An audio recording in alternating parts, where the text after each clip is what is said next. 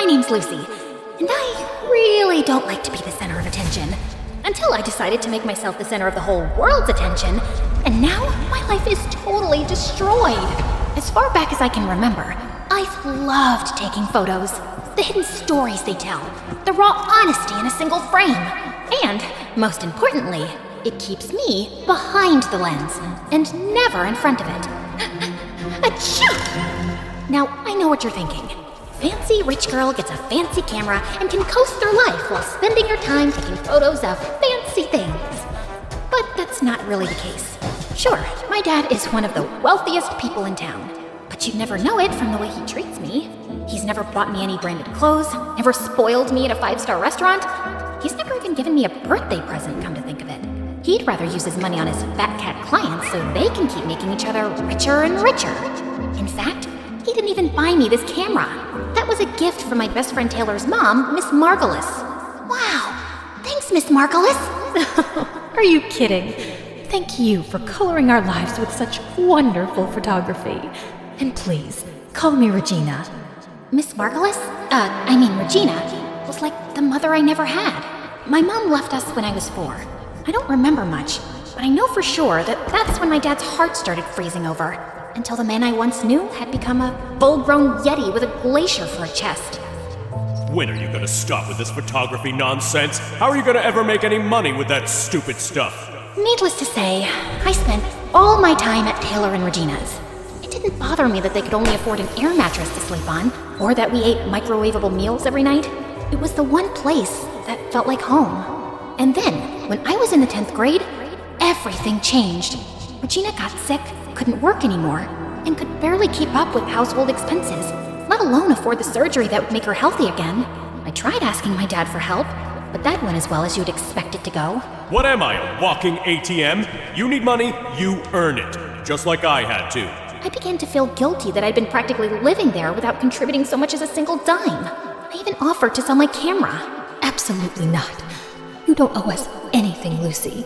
You've already given me plenty by spending all these years with us. I didn't know what to do. But just when all hope seemed lost, Taylor found an advertisement from the billion-dollar brand Florifol saying they were looking for photography submissions for their Be Real campaign. The chosen winner would win a huge cash prize. I knew it was a long shot, but being real is kinda my thing. If you ever want to see the realness of how messy life is behind the glitz and glamour, my dad is a masterclass in how not to live your life. I walked around for hours combing the town, capturing life in its rawest form. Candid smiles of couples in love, faded graffiti on old brick walls, anything that told a real story. Then I submitted them to Florifol, and after 3 agonizing days of waiting, my heart exploded with excitement. I won! Or at least, I must have won. Those were my photos, front and center on Florifol's website homepage, but why hadn't I been notified? As I clicked on the article and looked closer, what I saw nearly crushed me to pieces. Someone else had taken credit for my work. I am so humbled to know that my vision, my passion, my soul touched Florifol so deeply, they just had to pick me and didn't just settle for something amateurish. As I looked deeper, I found out that Fiona was the niece of Florifol's CEO. What a scam! I couldn't bear to tell Regina the news. I went to school the next day, hopelessly depressed. That's when I saw Eli walking in my direction. Now, normally, we would do our typical routine. Me, cowering beneath the shadows of his beautiful hair and massive brain.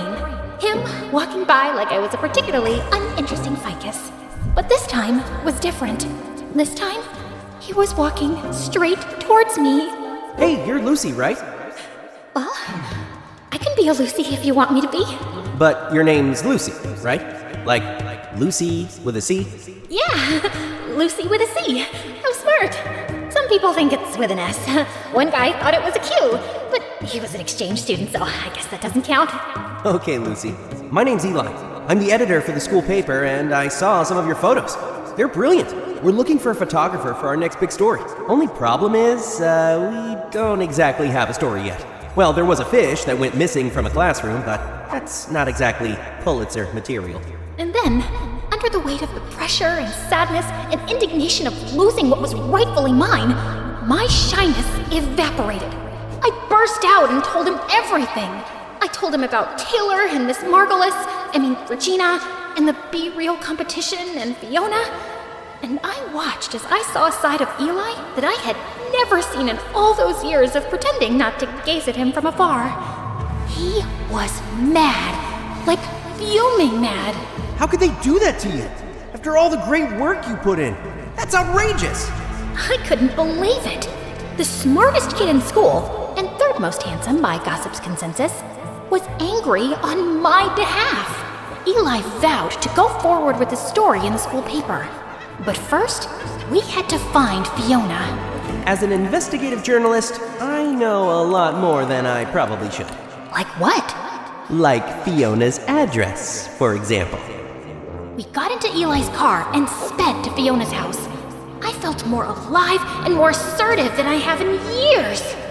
Don't be nervous. When she answers, just... Thanks. But when it comes to defending my work, I don't need a pep talk. Who was this person I was becoming? Or was I finally rediscovering my old self? Was the Be Real campaign uncovering the real me I'd forgotten years ago? I rang the doorbell, and Fiona herself answered. But to my surprise, she looked different, more tired than she did online, and maybe almost nice. At that moment, all my previous confidence shriveled up like an overexposed photo left out in the sun. Hey, can I help you? Fiona. It is Fiona, right? Of course it's Fiona. After all, this is Fiona's house. What were we here for again? I'm Eli Bellinger. I'm with the Northwood Times. We're here to ask you some questions. Oh, right. Okay, well... Fiona, don't slouch and fix your hair. You look tired. What have I told you about answering the door like some intern? And suddenly, everything about her changed. She began to morph into every it girl that ever terrorized me at school, like a werewolf at full moon. I don't have time for this. But Eli, here's my number. Call me if you want to interview someone who doesn't need a pep talk to ring a doorbell. No offense. This witch! First she takes my work, now she tries to take my friend, I guess? I couldn't contain myself anymore. My name is Lucy, and you stole my photos to win the Floriful competition. Excuse me? Your photos? Please. In case you weren't aware, I graduated as the top portfolio pick at the Willow Ridge Visual Arts Academy, won 2 regional youth photography awards, and got featured on the front page of Shutterstone's Next Gen Visionaries issue. But sure, let's pretend I needed to steal your pictures. Now, why don't you make it like the Floriful campaign says, and get real? Call me Eli. I didn't know what was worse, having my hard work plundered, or being brutally embarrassed in front of Eli. The drive home started off silent, but just as I was wondering what could possibly be going through Eli's mind, he said the perfect thing. We should get pizza. He took me to my favorite pizza joint, the same spot I would go to with Regina and Taylor every Tuesday. And as we started having our first real conversation, I realized we actually had a lot in common. All these years, I had been avoiding him out of fear, when in reality, he was one of the easiest people to talk to. He also had problems with his father, who got scammed by a rich con man when Eli was little. Now his dad only showed up to his house every couple of years to ask his mom for money. 2 broken homes, and a basket of garlic knots holding us together. That's why I can't stand people like Fiona. Just another snobby rich kid feeding off of people like us who really need the money. You know what I mean? Yep, unlike her, just 2 humble peasants. Gotta go harvest some potatoes after algebra. Makes me mad just thinking of her. Yeah, she's like a squirrel with a credit card. What? I don't know. It made sense in my head. And he even found me funny. After Eli dropped me off at Regina and Taylor's, the weight of my reality crashed back down on me. I barely slept through the night. I just kept refreshing Floriful's homepage over and over again. I even began to doubt whether those photos really were mine. The next morning, I sulked into the kitchen, totally dejected. But that's when I saw Regina cheerily making us her special secret pancake recipe. And I remembered, this wasn't about me or Fiona at all. This was about Regina and her health. And if she could put together a smile and trudge forward every day, so could I. So later that day, I marched right up to Eli. I didn't even care that other people were looking at me. That weird feeling was back again. You know, confidence. We need to write this article, and we need to write it now. Now that's the girl who took those photos. We spent the entire day secretly messaging each other bits and pieces of the article back and forth while pretending to pay attention in class. I scribbled a note to Eli as fast as I could. We need a stronger ending. Fiona's gonna wriggle out if we're too polite. Eli read it, and then, like the true nerd he is, pulled out a pen. First, he actually corrected my grammar. Then, just for extra spice, he scribbled a note above the word polite. Polite? Weak sauce. We're going full spicy. I blinked at it. This boy had literally proofread my panic scribble in the middle of algebra, and he was proud of it too. I bit my lip to keep from laughing, grabbed my pen, and drew the dumbest, soggiest looking noodle you've ever seen, right next to his weak sauce edit. The teacher noticed the note passing. Lucy, is there something you'd like to share with the class? Just gratitude, Mr. Barnes, for algebra. Eli barely held back a snort. The teacher gave us the side eye, but moved on. Sure, it was just the school newspaper, but Eli was good. Some of his articles had gone viral in the past. He even served as a TV correspondent once on the news. Later that week, I found Dad in his office, buried in spreadsheets as usual. Hey, Dad, do you have a minute? I have 30 seconds. I got a meeting. I hesitated, then held out one of my photos, the one Regina said looked like hope. Maybe, just maybe, my photographs could help sway him. I thought this one turned out well. He gave it a glance for maybe a second. Still wasting time with that camera, I see. It's not a waste. I actually won. Well, I almost won this contest, but You want to play artist? Fine, but don't come crying when the real world eats you alive. I swallowed hard. But Regina's really sick, and I was wondering if maybe... Still not my problem. But she's practically family. All heart, no sense. Just like your mother. The doorbell rang for my dad's meeting, and at first I was relieved to get out of this conversation, until I saw who it was. You must be Eli. OMG, is that Eli? You're a lot younger than I expected. Let's just get this over with. My dad went into the conservatory, and just as I tried to hide behind one of the statues in our foyer... Lucy? Eli! Hey! What are you doing here? What are you doing here? I work here. May I take your jacket, by the way? Oh man, you have to work for this guy? I'm sorry to hear that, but don't worry. I'm about to write the most scathing expose on him. I forced a laugh and led him to the conservatory, my heart pounding so hard I thought it might echo off the marble. Would you like a refreshment before your meeting, sir? Sure? Orange juice? I darted toward the kitchen, which I'm usually not even allowed to go into, and grabbed a tray of orange juice, much to the horror of our housekeepers. I balanced the tray for dear life, and just as I arrived in the conservatory, the housekeeper burst through the door. Ma'am, please don't. Your dad would kill me if he saw you doing this. My dad, the cook? Why would he care? She looked at me like I'd lost my mind. And then I did exactly what I was trying so hard not to do.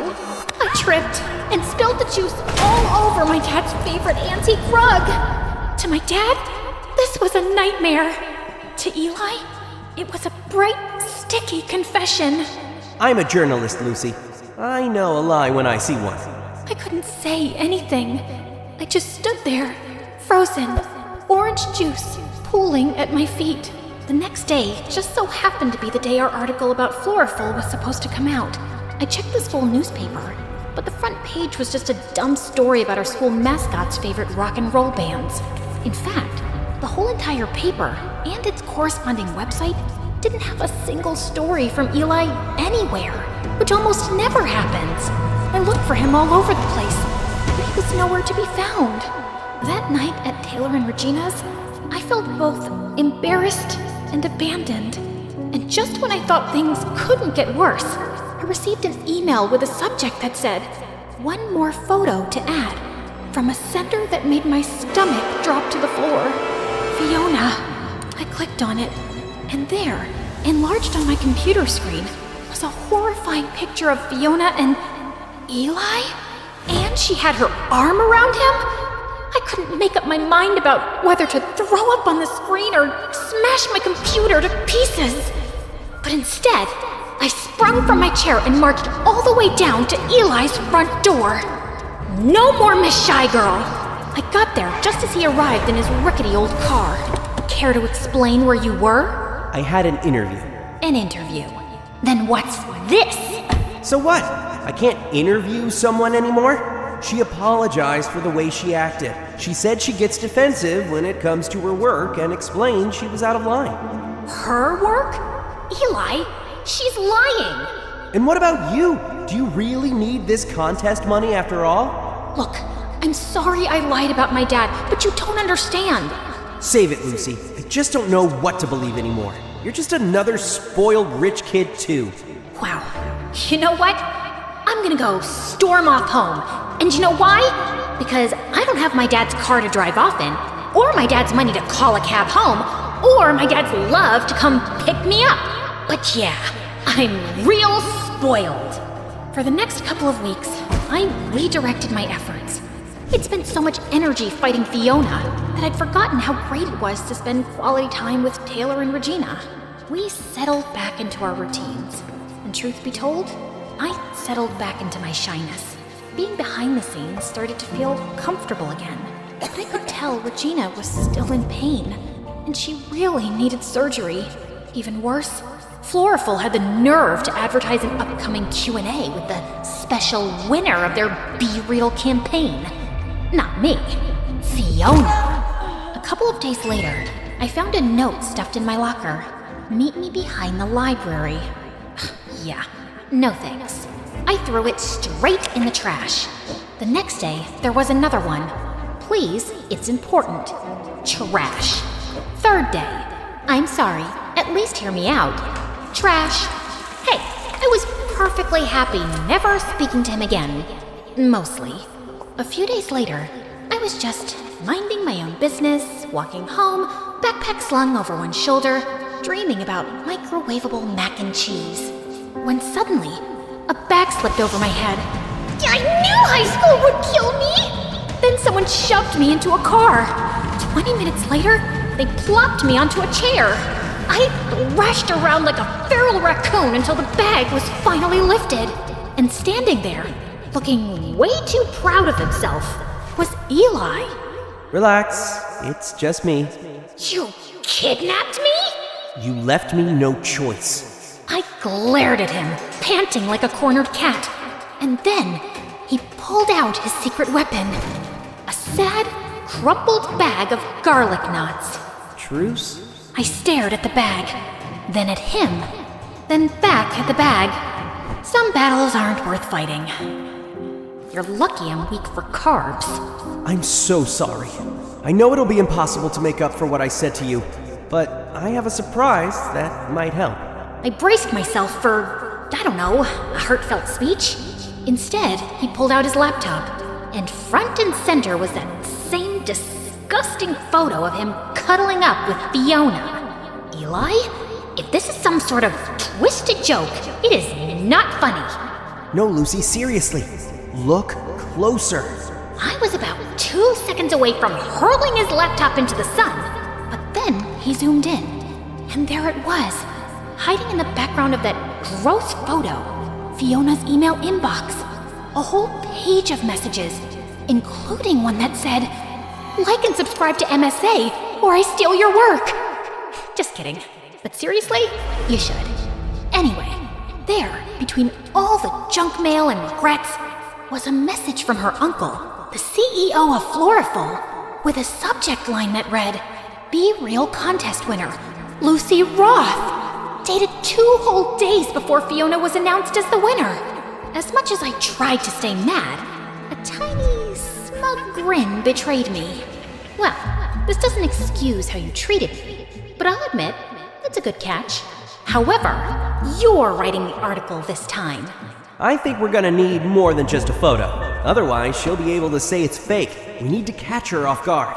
Well, lucky for you, your bestie Fiona is making a public appearance soon at the Floriful Q&A. She's not my bestie. Oh, could have fooled me. You two looked very cozy. I was investigating undercover. Sure, real deep cover operation there, Agent Bellinger. Focus, Roth. This Q&A might be our shot. Perfect. Let's blow her cover live. Eli used his journalism connections to get 2 press passes to the event, which was being held at the fanciest hotel in town. Seeing as how this is your plan and your work, I think it's best if you do the talking. What? Me? But there's so many people here, and so many cameras. I'm more of a behind the lens kind of girl. That's all in your head. You got this. I believe in you. But as the event started, and Fiona started lying her face off on the stage, it became harder and harder to stop myself from bursting. And for this next photo, I really wanted to capture the feeling of solitude, of inner peace. People were eating up her fake work like it was the second coming of Picasso. I had enough. I shot my hand up so fast and nearly dislocated my shoulder. I have a question. The whole crowd turned. Fiona spotted me, and for a half a second, she flinched. Then she slapped on that fake smile of hers. Oh, sure. You there, with the confidence. You talk a lot about solitude, but honestly, your photos just look lonely, not real. You ever think maybe it's because real friends can spot a faker from a mile away? I guess friendship's not really your thing. Oh, please. I have loads of friends. In fact, some of us are practically family. Right, Eli? I stood up fully, striding toward the front, feeling a fire I hadn't felt in, well, maybe ever. The rest? All mine. Lucy Roth. Hi. Nice to meet you. Gasp. Somewhere, someone actually dropped a wine glass. That's a lie! She's obsessed with me. She is like my biggest fan. Probably has a shrine to me in her closet made out of my Instagram stories. People started snickering. Fiona straightened up like someone had just pulled her strings. You know what? Maybe I did inspire her. Maybe if she spent more time working on her talent instead of obsessing over me, she wouldn't be crying in public like a little crybaby. And without missing a beat, I turned to Eli. Was that an inspirational quote? Should I embroider that on a pillow? The crowd cracked up. Fiona's face went purple, like an eggplant wearing mascara. And then it happened. Eli gave the secret nod. For our plan, it was go time. Suddenly, the big screen behind Fiona flickered, and boom, there it was. A blown-up screenshot of the email from Floriful's CEO, clear as day. Be Real contest winner, Lucy Roth. The whole room gasped like someone had let out a massive fart in church. Fiona didn't notice at first. She just kept talking, acting like the queen of authenticity. But when she finally turned around and saw it, it was like watching a Jenga tower collapse in slow motion. She froze, then let out this tiny, pitiful little squeak. Oh, fudge. And that's when things got really chaotic.